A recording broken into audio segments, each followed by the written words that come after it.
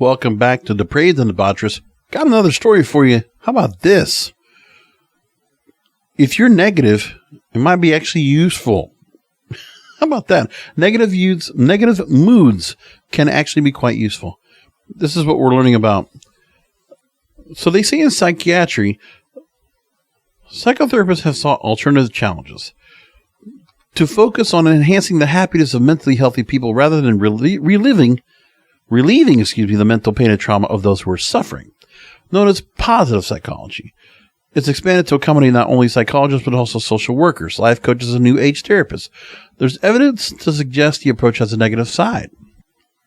The advice to seize the day and live in the moment, right? Carpe diem. Doing so helps us be more positive and avoid three of the most infamous emotional states, or the raw emotions: regret, anger, and worry. Ultimately, it suggests we focus too much on regrets and anger about the past and worries about the future. But human psychology is evolutionarily hardwired to live in the past and the future. Regret, for example, which can make us suffer by reflecting on the past, is an indispensable mental mechanism for learning from one's own mistakes to avoid repeating them. I know I get those regrets all the time. Worries about the future are likewise essential to motivate us to do something that is somewhat unpleasant today, but can create gain or spare us a greater loss in the future. Worries about the future. I always think about conferences. Every time I got a conference, I got to set up for it. I have to plan for it, program it, have to go to the show, make sure everything goes off without a hitch. I get those kind of feelings all the time. So it's butterflies in the stomach. And I'll get that before I go to a show. All the time it happens. But now, regret and worries, anger is an instrumental emotion and protects us from being abused by others and motivates people around us to respect their interests. And research has even shown that a certain degree of anger in negotiations can be helpful, leading to better outcomes. So having a little bit of steadfastness and a little bit of vim and vigor, right? A little bit of anger, and making sure that you stay strong and you don't budge on particular negotiations, that you want to make sure you get what you want out of things. Right? That's kind of the idea here. Research has shown that negative moods in general can be quite useful, making us less gullible and more skeptical. Studies have estimated that a whopping 80% of people in the West, in fact, have an optimism bias, though we can learn more from positive experiences than from negative ones. And that can lead to some poorly thought out decisions, such as putting all our funds into a project with little chance of success.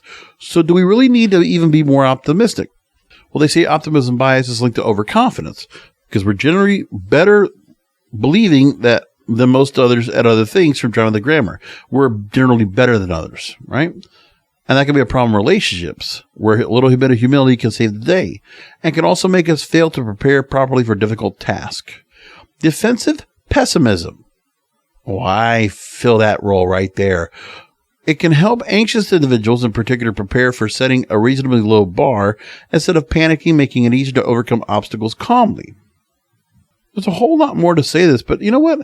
It is something to be said about if you are a little bit negative and you feel like you're kind of going after people and you're not so happy.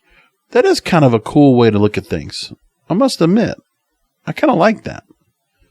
And so it's not a bad thing to go ahead and say to yourself that you are working your way through things, and you can't just be glass half full all the time.